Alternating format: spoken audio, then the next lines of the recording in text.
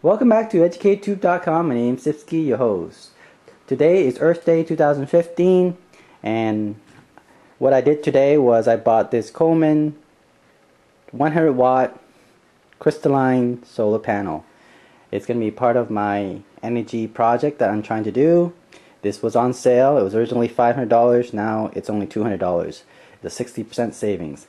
Now, this panel is quite powerful for 100 watt hour panel. That would mean that I could literally, in theory, charge my deep cycle batteries 700 watt in one day. In 1 week, it would be 4,900 watts worth of power. Now, of course, that's ideal. Okay, but however, what I'm going to do is I'm going to try to connect this solar panel to my electronic devices and see if it's able to handle it. Now, I would, of course, would need a USB connector charger, right? Connect to the 12-volt socket and then into this solar panel.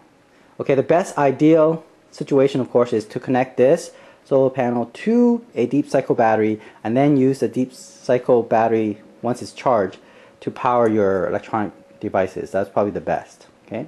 Now I'm also going to try to charge my electric bike as well, batteries, using this solar panel. Right. I'm going to connect it directly to my electric bike battery, connected to this solar panel. Now, if it works, this is going to be awesome because I'm going to build a structure where I have my electric bike charged for the day and it's ready to full ride the next day.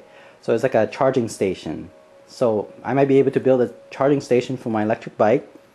Won't cost me more than $250 to $300, including this solar panel thing. Okay, let's get started out. Let's open this up and see what's in there, and then we're going to start to see if we can charge different electronic devices, and then eventually electric bike batteries, and then we can go from there. And then maybe I'll show you later on how to build a electric bike charging station using this solar panel. Okay, let's open up this 100 watt power solar panel. It's huge.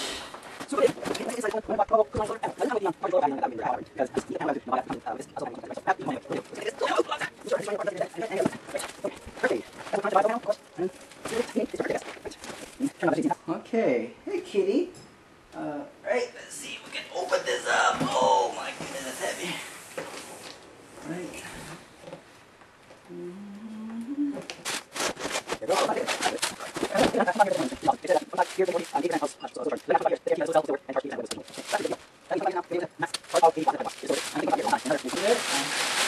Simple manual, there it is.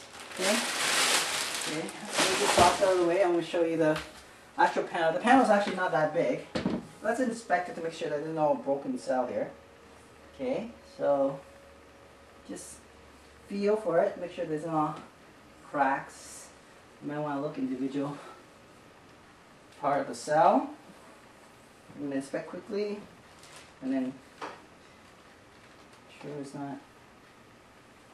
Use your hand to feel the whole panel to ensure that there's no cracks and no glue. There it is. Looks pretty good. From the back there you can see the connector. There is two lead. One's positive, one's negative. There it is. Okay. Now it doesn't have a clip. That's another problem, but that's okay. Kitty. All right. So anyway, there it is. It's done. It's very simple. Here's the panel, the connector, positive, negative terminal, the manual, and now too bad it doesn't have a stand, right? I guess you can buy some kind of stand here. It actually has little holes here where you can put some kind of stand, so you can put it outside, but it doesn't come with it. You know, I guess what you expect from 60% off. It's only $200 now. This is a bargain, okay? Because normally it's about $500. If I was to resell it, I wouldn't sell it for $200. I resell it for free $400. Because I don't, you know, I'm eventually not going to be making this anymore. And Coleman is a pretty good brand. Alright, let's now give it a try and see what I can hook up this panel to. Okay, so here is the 100 watt Coleman solar panel. There's a two terminal. It's right now 3:20 p.m. on March the 28th, 2015. It's on Earth Day actually, and I just purchased this. What I'm going to do is I'm going to test out the voltage and the currents running through it, and help me to find out how much wattage is coming from here. Now they claim, of course, 100 watt hour panel, but I don't think I'll get that. Even if I get half of it, that's still good. Okay, so we're going to take the multimeter and test it out. So here's the voltmeter, the multimeter. I'm going to set it to 20 volt, and then actually I built a clip on it so it'll be easy to hold on to the terminal here. So pause it. There it is. And wow, it's actually pretty good. It's 22.1 volt. Okay, it's actually, if you look at the voltmeter, it's 22.1, 22.0. That is pretty good. This is at 3:20 p.m. on March the 28th, 2015. So, not bad. Now let's check the current. Now to measure the current, we need to bring this red terminal connector to the maximum amp it can handle, which is 10. Now remember, this is fuse 100 amp max. Okay, we're now going to switch it to, so here's a black terminal and the red terminal, the positive terminal. On the 10 amp terminal, we're going to switch this voltmeter to 10 amp and see. Okay, there it is. It's showing about 4, and you can see that. Okay, you can see it as in about 5.3, 5.2 is moving around a lot. Okay, so between 5, that's not bad actually, 5.3, 5.1, something like that, so around 5. Okay, 5.2 right now, not bad at all. So if we have 22 volt with 5 amp, we're talking about 110 watt power. Okay, that's pretty good. 110 watt per hour solar panel. Now this is on a good sunny day. Okay, this is a sunny day, 3:20 p.m. So that's not bad, not bad at all. Let's now hook up to some of these devices I have, the electronic device.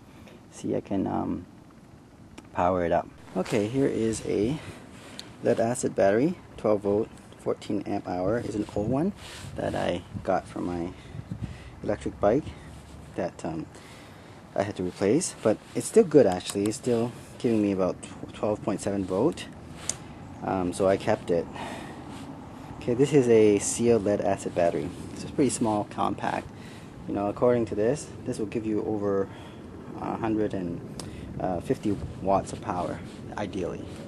Okay, so don't throw away your, lead acid battery if it's still holding charges from the electric bike. So what I'm going to do is I'm going to charge this battery. First, before we do that, I'm going to figure out how much voltage is in this battery. Okay, so let's bring it to C.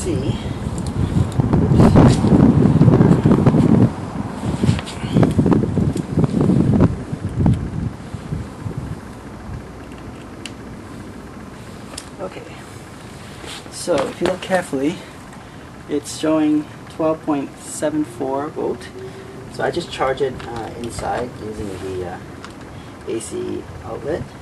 But now if I didn't have any AC outlet, right, I can still use the solar panel. Okay, so here we go. Stick it in there and charge it.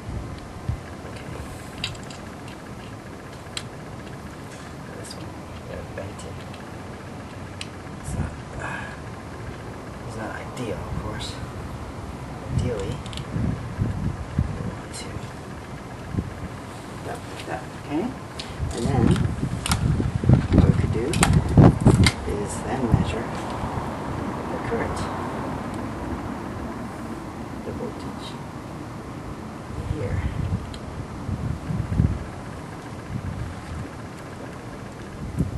And it's giving me 14.8, okay, 0.9.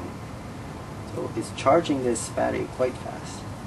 We're going to bring it up to 16 volt, and I'm going to I'm going to measure the voltage again. Okay, so it's climbing really fast, and it's charging quite fast. 15.8, 15.9. I'm going to stop right now. Okay, check it out, and let's measure it again within 5 minutes.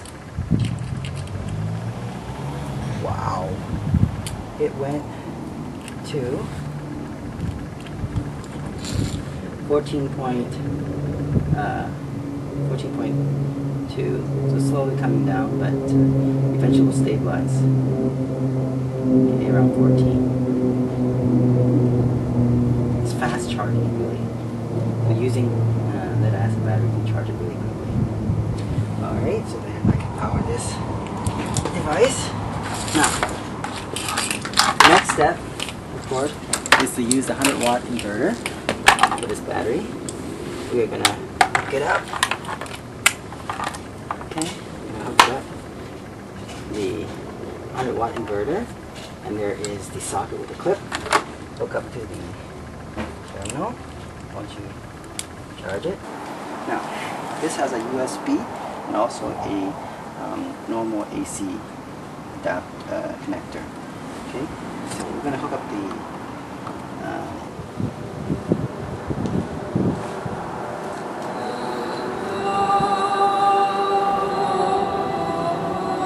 so I was able to power my music.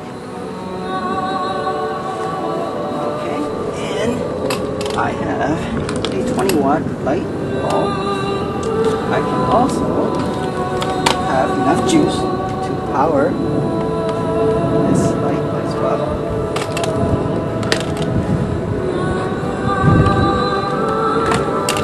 Let's turn it on again.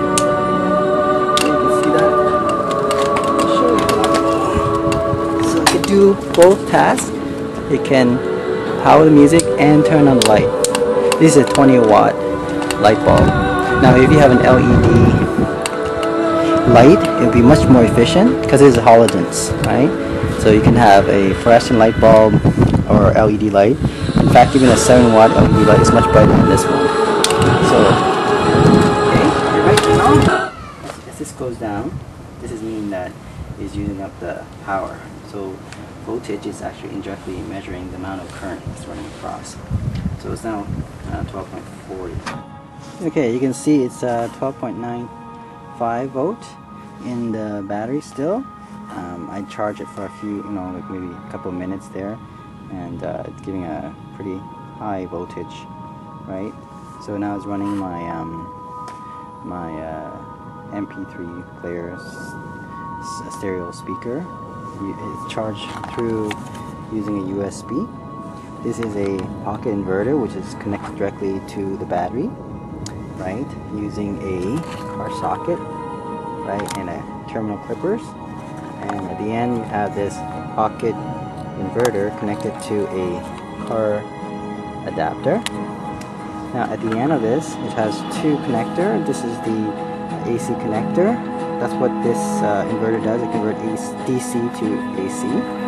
So it has a USB, so you can charge your smartphone as well for this one. But it also has an AC connector to connect, for example, a lamp. This is a halogen lamp, 20 watt. So when I turn it on, for example, you can see it's on. Now, it would be better if you have an LED light as a light, which is 7 watt, which is probably more powerful than this 20 watt halogen light. Okay.